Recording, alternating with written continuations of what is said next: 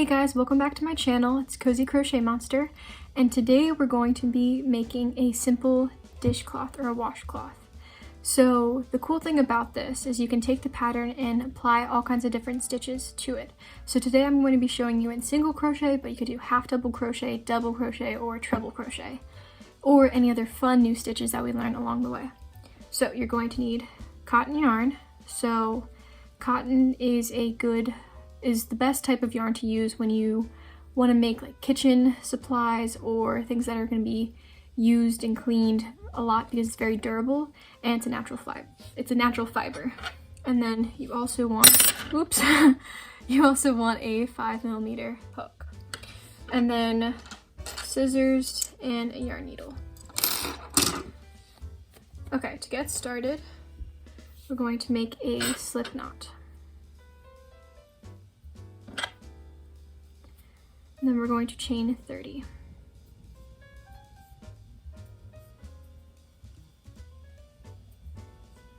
Okay, so once you have your 30 stitches, we're going to add 1 turning chain, 3 if you're going to do double crochet, and 4 if you're going to do treble crochet. And then we're just going to single crochet into the second stitch from the hook, go all the way down. And if it's double crochet, that'd be the 4th stitch, treble the 5th, I think. And then half double would be the 2nd, I think, as well. Just like the single crochet. And so you're just going to work your way all the way down the chain. So this is a very quick and easy pattern. It's great for practicing stitches and just getting the movements down. And you make something really useful in the end.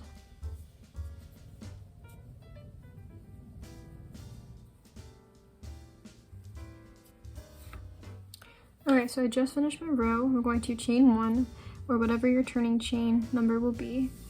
And I'm just going to work back across. So this is all we're going to be doing, is chaining 1 at the end of your row, single crochet all the way across, chain 1, turn your work back and forth, back and forth. So you're just going to do this all the way until you get a square. So I'll come back in about 20 rows, but depending on the yarn you're using, like how thick it is, how loose your crocheting is, and the hook you use, it'll kind of depend. I'm going to see how 20 rows looks, but all you need to do is make it till it looks square, and I'll show you a cool little trick when we get there. So just keep working back and forth, take it slow. If you make a mistake, you can just pull it out real quick and fix it, or you can just keep going, and that's okay if your work has little imperfections.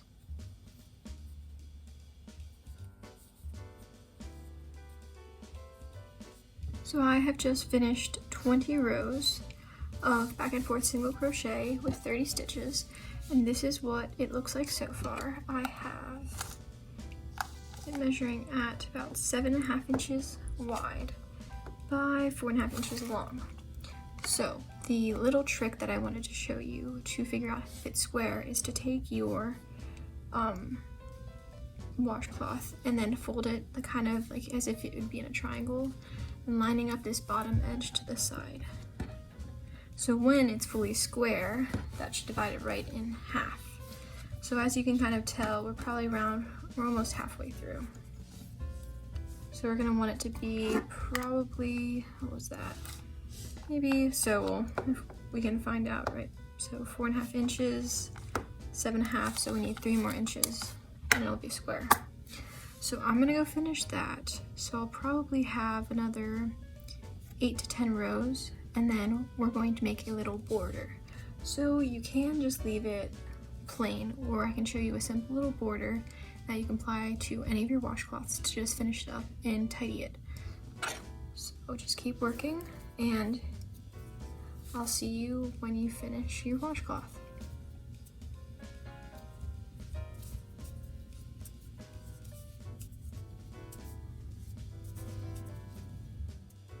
So I finished my washcloth. So I have 1, 2, 3, 4, 5, 6, 7, 8, 9, 10. I have 34 rows, and it approximately measures 7.5 inches by 7.5 inches. So that is pretty much square. And so I want to show you that you can either leave it like this, so you can just sew in this end real quick, cut off your yarn, fasten it, and weave it in, and you can just have it like that, or you can single crochet around the border like that and kind of just make it nice and clean like that, and we'll round off the edges, but make a nice and clean border around your washcloth like that. So to do that, we're going to chain 1 and turn, oops, and we're just going to single crochet all the way across our row. So we're just adding 1 additional row to our washcloth.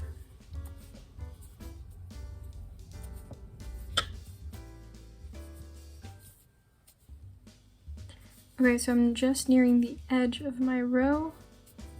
So I have 1 last stitch, so I'm going to work into that last single crochet, or half double or double or treble, depending on what stitch you're using. And then I'm going to chain 2.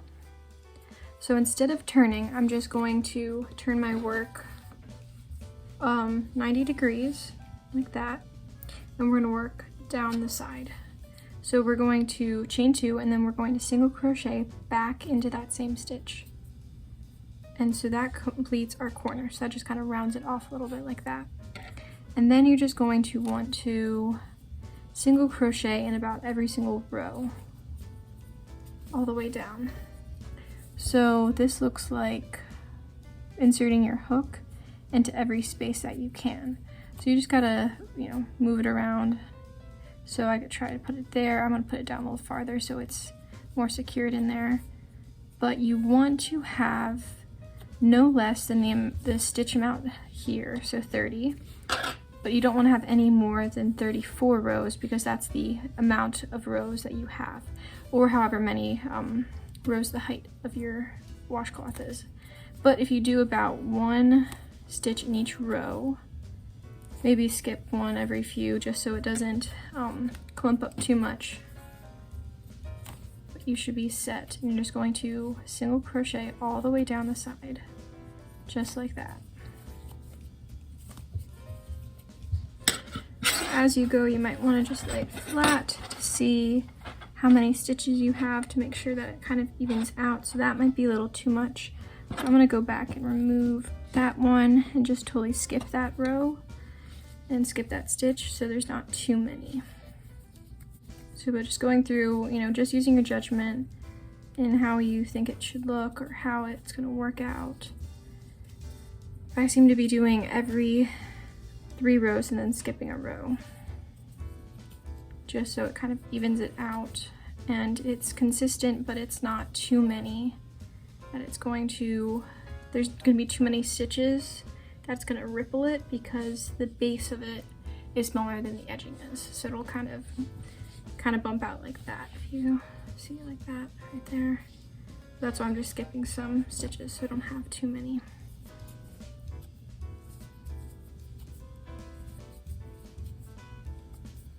Okay, so I have 28 stitches, which is totally fine. It's just too short of the original length of my row count, but that's okay. So then we're going to, so this is a little weird. So you can either, you want to work into this next stitch. So it's gonna be a little weird because that's where your join is, but you want to work right into that hole. So I'm going to single crochet once more, going to chain 2 like we did previously to round out the corner. Then I'm going to turn my work and work back into that same stitch. So now you can leave your tail out, or I'm just going to crochet over it. So how you do that is just laying it flat and single crocheting along, making sure that your thread is laying up against it and just working like normal. So when you're single crocheting on the bottom, you can kind of tell where each stitch kind of went into that chain. So I'm just going to be working into the very bottom of it as well. So all of my stitches line up, so there's just kind of this hole. And so I'll have exactly 30 stitches on this side if I line it up properly. But so just looking for that space where the original stitch was made and working into that.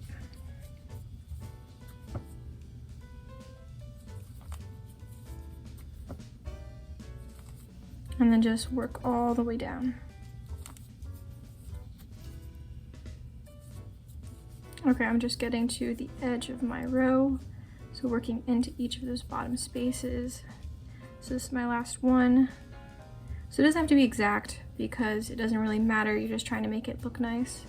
But just find the corner edge, single crochet, chain 2, and then we're going to single crochet back into it. And then we're just going to repeat the same thing that we did on the side. So looking at it, so also the thing, while you're making it, you can kind of stretch and pull to see where it fits and to kind of just make it look cleaner. And then you're just going to finish up this side and we will be done.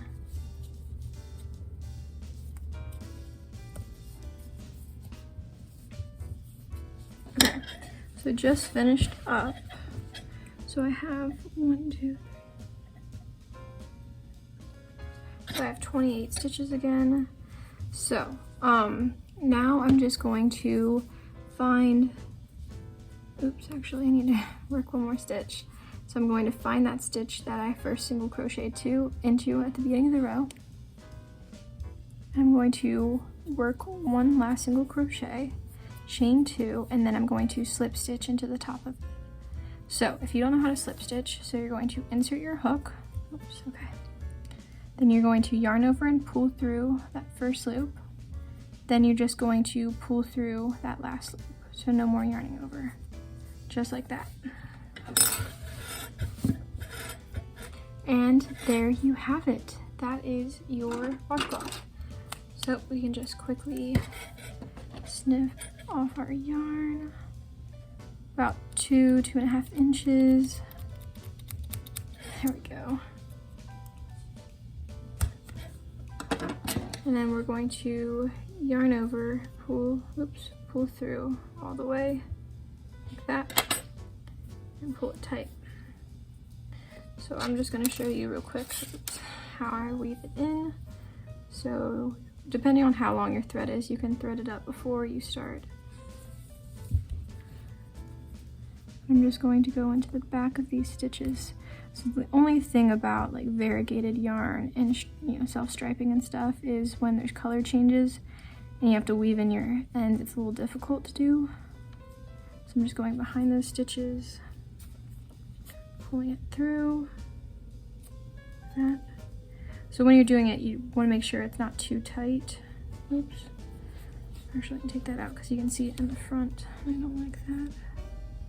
But you want to make sure it's not too tight that it morphs your work.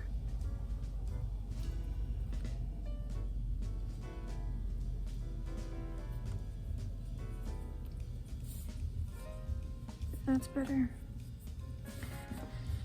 then I'm just going to go back through this yellow so it matches and it's not really seen. I'm just kind of pushing it through the back of these stitches, making sure it's in the center of it, so it's not showing through the front or the back. And I'm going to just, thread this up real quick. And I'm going to pull it through. This can be a little tedious.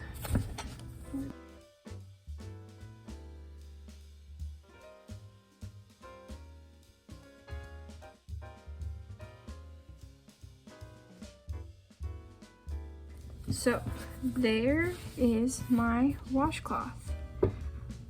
I hope you guys enjoyed this video and you made one as well, and I hope to see you soon. Bye guys.